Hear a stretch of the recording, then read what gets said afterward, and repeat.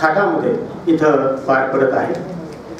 आजच्या या कार्यक्रम प्रसंगी या ग्रंथालयाचे अध्यक्ष आदरणीय सन्माननीय श्री कृष्णभाऊ भगत साहेब, कार्यवाह आदरणीय सन्माननीय श्री हेमंत वाजे साहेब, उपाध्यक्ष आदरणीय श्रीमान श्री कुंजाभाऊ सांगळे साहेब, तसेच श्री नरेंद्र वैद्य साहेब, आणि या कार्यक्रमाचे जे प्रायोजक आहेत ते आदरणीय सन्माननीय श्री मिलिंद सतीश शेठ गुजराती साहेब, तसेच ताई साहेब, आमचे मार्गदर्शक आणि जे नेहमी आम्हाला सल्ला देतात ते आदरणीय प्राचार्य डॉक्टर P.V.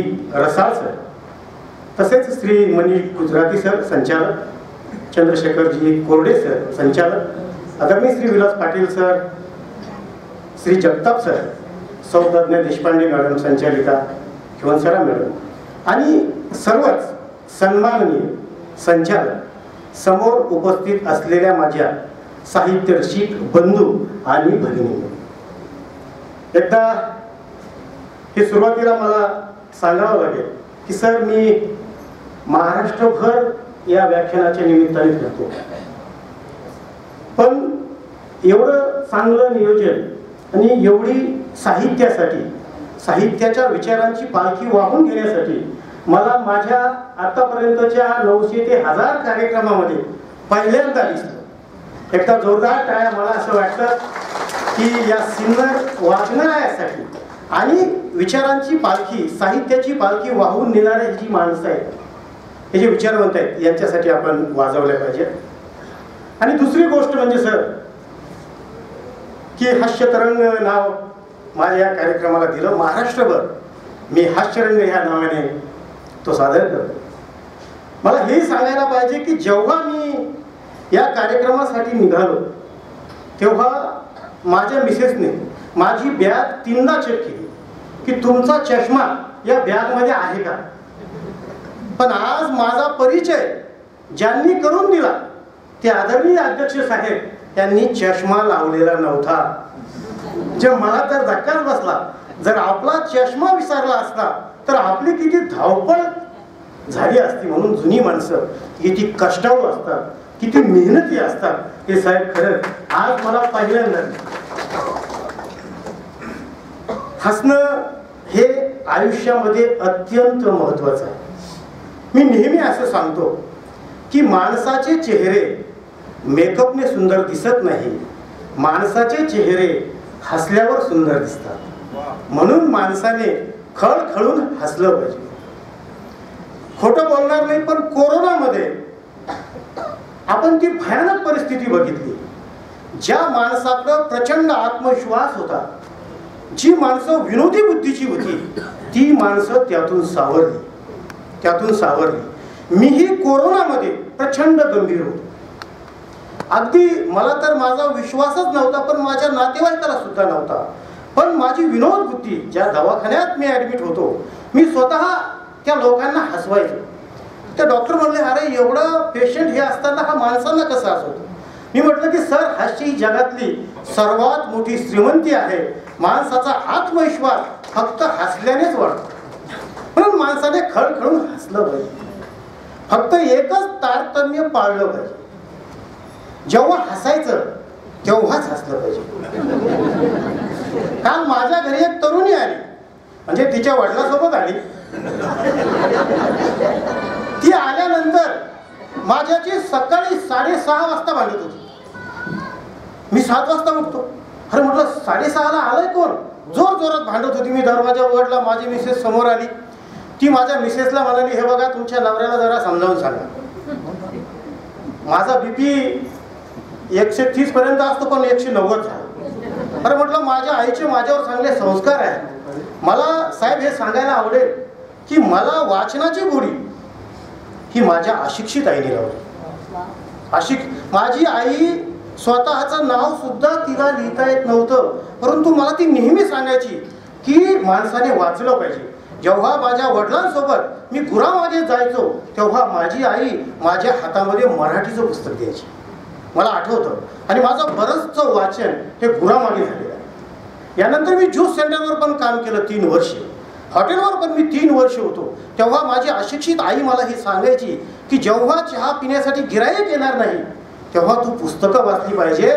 म्हणून माझ्यासोबत माझी आई 2 पुस्तकं द्यायची. हे ग्रंथालयाचा कार्यक्रम आहे म्हणून मला आज तिची आठवण झाली. ती तरुणी आली ती माझ्याशी भांडत होती. अरे म्हटलं माझ्या आईचे तर माझ्यावर चांगले सुसंस्कार आहेत, वाचनाचे संस्कार आहेत, मग माझी काय चूक झाली.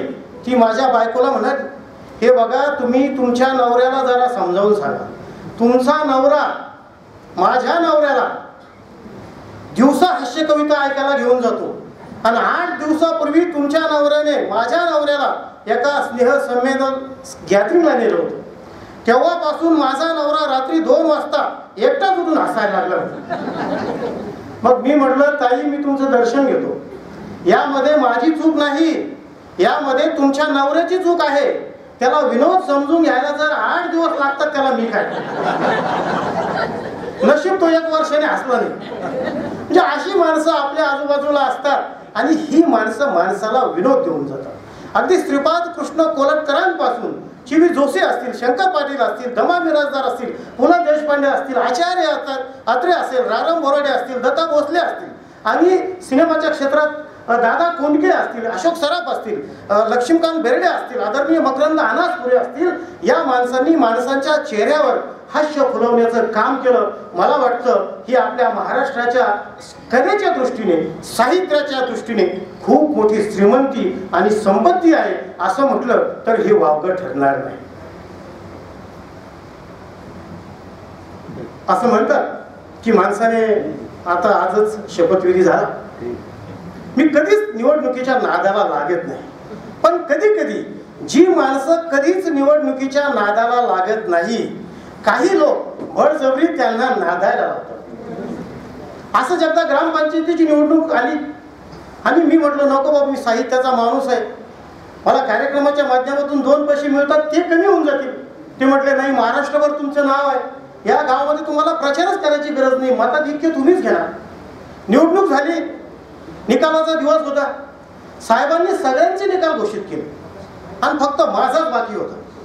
मग माझा एक कार्यकर्ता माझ्याकडे पळत आला, म्हणे सुरासे सर आपण फटाके फोडून टाकू, तुमच्या अंगावर 1-2 गोण्या गुलाल टाकून देतो. म्हटलं मी जगन का, जरा निकाल लागू दे, जरा दम मार. म्हटलं अरे पण आपल्या निकालाला उशीर का होतोय. ते म्हणे सर सगळ्यांचे निकाल कमी मतदान होतं म्हणून लवकर लागले, तुम्हाला महाराष्ट्रामध्ये सगळ्यात जास्त मतदान झालं असेल म्हणून उशीर लागतो. 2च मिनिटात साहेबांनी माझा निकाल घोषित केला. मला फक्त 2च मतं पडली होती. तेही माझं लग्न झालं होतं म्हणून 2 पडले होते. माझं लग्न झालं नसतं तर माझं मत मलाच पडलं असतं. मग मी त्या कार्यकर्त्यावर चिडलो. अरे म्हटलं माझ्या बँकेतले होते नव्हते पैसे तुम्ही संपवून टाकले. ते म्हणे सर रेकॉर्ड झाला. मी म्हटलं आता हा कोणता रेकॉर्ड झाला. ते म्हणे आजपर्यंत तुम्ही निवडणुकीचा इतिहास बघा, महाराष्ट्र देशाच्या ग्रामपंचायतीचा इतिहास बघा की जास्तीत जास्त मतांचा रेकॉर्ड लोकांच्या नावावर, पण 2 मतांचा रेकॉर्ड पहिल्यांदा तुमच्या नावावर झाला. कोणता काय होत नाही पण रेकॉर्ड नावावर झाला ना म्हणे. मी शांत बसलो आणि माझ्या गावी निघून आलो.